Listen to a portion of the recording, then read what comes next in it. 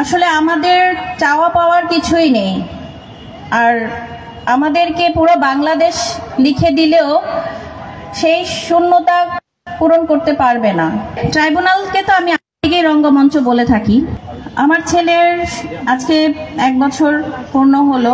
সবাই আমার ছেলের জন্য এবং বাকি সব শহীদের জন্য দোয়া করবেন এবং আহতদের জন্য দোয়া করবেন, তারা যেন দ্রুত সুস্থতা কামনা করে। আসলে আমাদের চাওয়া পাওয়ার কিছুই নেই, আর আমাদেরকে পুরো বাংলাদেশ লিখে দিলেও সেই শূন্যতা পূরণ করতে পারবে না। আমরা কিছুই চাই না, আমাদের ইন্টারিম সরকারের কাছেও আমরা কিছুই চাইনি। আমরা শুধুই চেয়েছিলাম যে আমার সন্তানকে, আমার এত ছোট একটা বাচ্চাকে গুলি করেছে, আমি তার চেয়েছিলাম। কিন্তু কষ্টের বিষয় এইখানে যে এই পর্যন্ত আমার ছেলের একটা হত্যাকারীকেও ধরা হয়নি।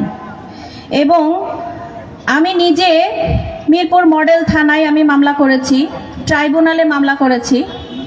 ট্রাইব্যুনালে আমাকে বুঝিয়েছে যে, ট্রাইব্যুনালকে তো আমি আগেই রঙ্গমঞ্চ বলে থাকি, ট্রাইব্যুনাল আমাকে বুঝিয়েছে যে যে কোনো একটা রেঞ্জ নিয়ে তারা কাজ করছে, কোনো ব্যক্তিকে নিয়ে কাজ করছে না।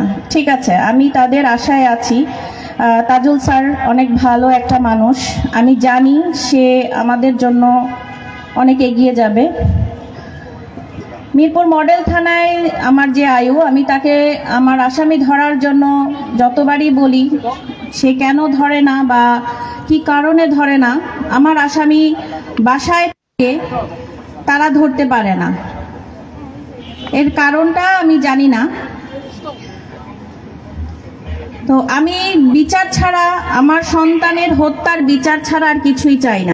আপনারা আমার ছেলের জন্য দোয়া করবেন, ওকে যেন আল্লাহ জান্নাতবাসী করেন, শহীদের মর্যাদা দেন, এবং আমি যেন বেঁচে থাকতে থাকতে আমার ছেলের হত্যার বিচার দেখে যেতে পারি।